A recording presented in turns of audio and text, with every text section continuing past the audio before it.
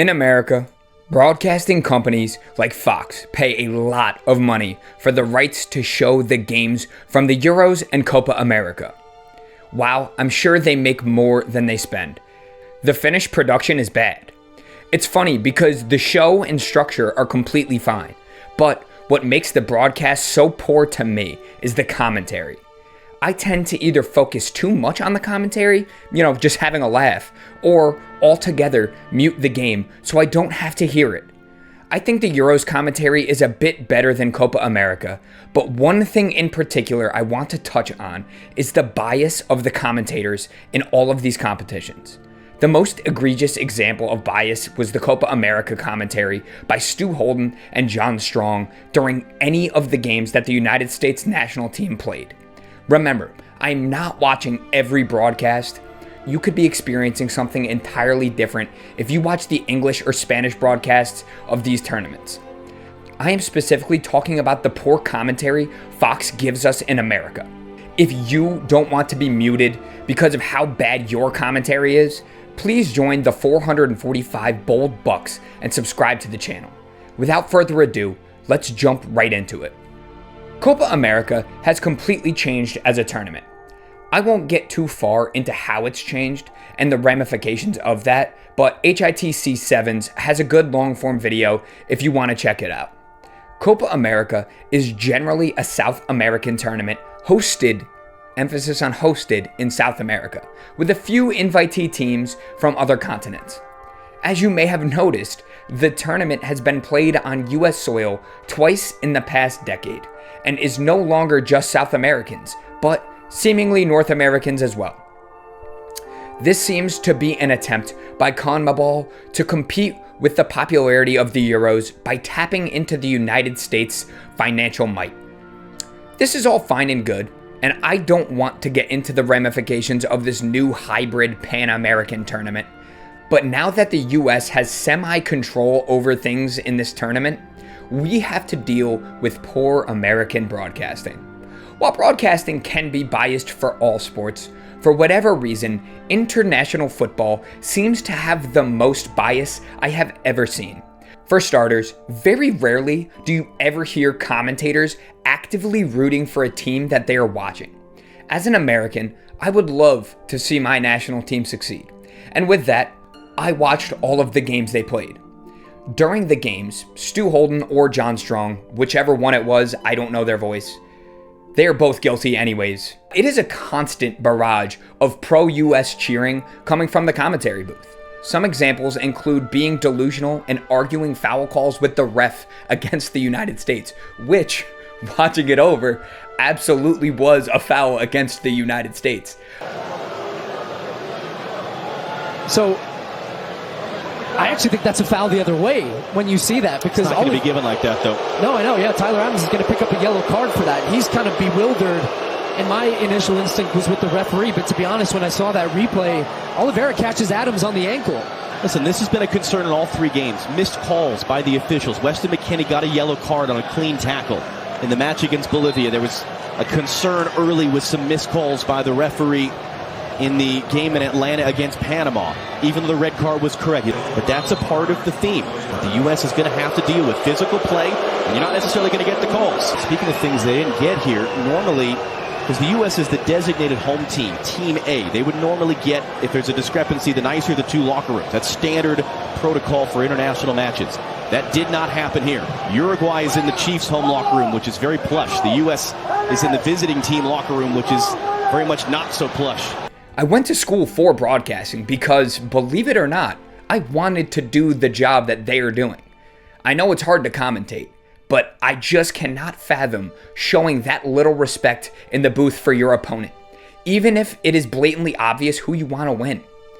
After being outraged at this, I found myself sitting down and really thinking about it. Yeah, of course, if a commentator is from that nation, and this is the national broadcast of that nation, they will probably root for their nation. That makes sense in its own right. But watching doesn't make it feel any less gross. I think as humans, it's impossible to take all bias away in something tribal and competitive like football. But the Fox commentary doesn't even try to hide the bias a little bit. I wouldn't be surprised if the marketing department of the US Men's National Club is paying for the commentary. Another aspect of the Copa America broadcast is not just nation bias, but player bias, which turns into nation bias. Lionel Messi is the greatest footballer of all time. We know this. Great.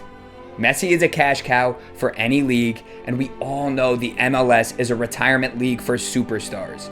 It is no surprise that the MLS and, in turn, all US broadcasts of football would try to promote Messi because he is such a massive moneymaker.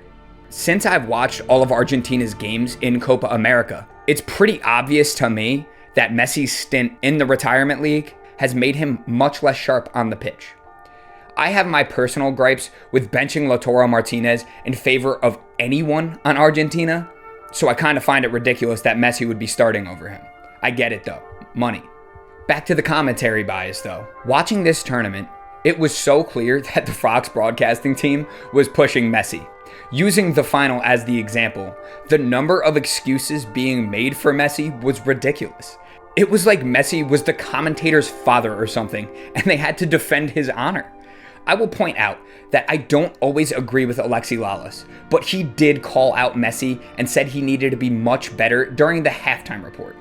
Regardless, the Messi worshipping from the commentary is so egregious that it bleeds into the actual way that they call the match. Not only are they calling the match in favor of Messi, but the team he plays for as well. The first 15 minutes of the game, Colombia had tons of pressure and really could have scored multiple times. Argentina looked completely outclassed in the early stages, and yet, to paraphrase Stu or John, they pointed out how great Argentina had been defending and how orderly they looked. Throughout the entire game, it was nothing but positivity for Argentina. So it's been a good start to the game, Philadelphia, but let's give credit to Argentina and how they play. We might think of this Argentina at times as Messi and Alvarez and Martinez, and rightfully so.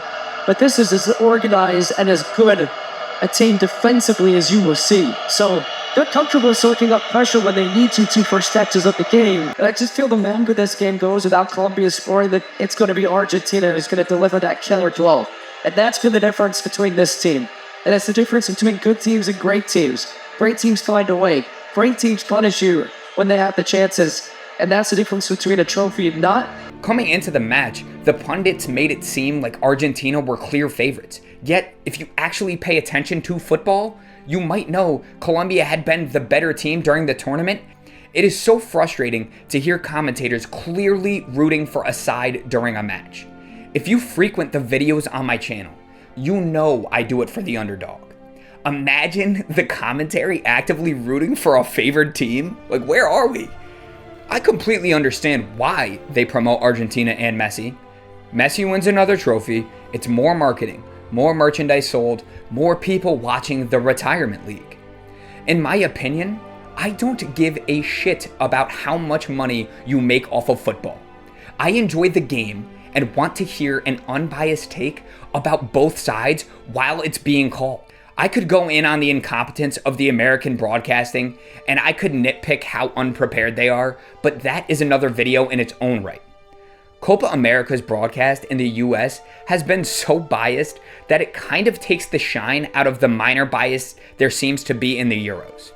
As a side note, I just want to mention that for the US broadcast of the Euros, which is also Fox, there is an Englishman who commentates, Ian Dark, I believe. This Englishman also shows his bias slightly while England are playing. I understand it's not easy to take the bias out of commentary when you are rooting for your nation, and this gentleman was much less egregious than the Copa America commentary. The quality of football commentary can greatly impact the viewing experience, and unfortunately, the American broadcasts of the Copa America and Euros often fell short. The blatant bias exhibited by the commentators during the US national team matches detract from the enjoyment and integrity of the broadcast. While it's natural for commentators to have some national pride, I get it. The level of partiality seen in these broadcasts goes beyond acceptable limits, turning what could be objective analysis into one-sided cheerleading. The Copa America broadcasts, with their excessive focus on Lionel Messi and Argentina, further highlight the issue. Despite Colombia's strong performance, the commentary remains skewed in favor of Argentina, undermining the achievements of the other teams and players.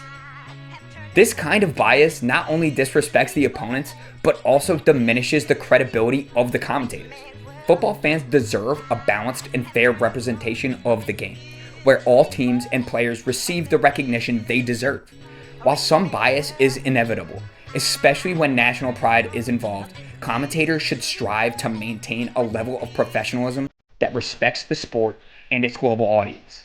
By doing so, they can enhance the viewing experience and ensure that football remains a truly beautiful game.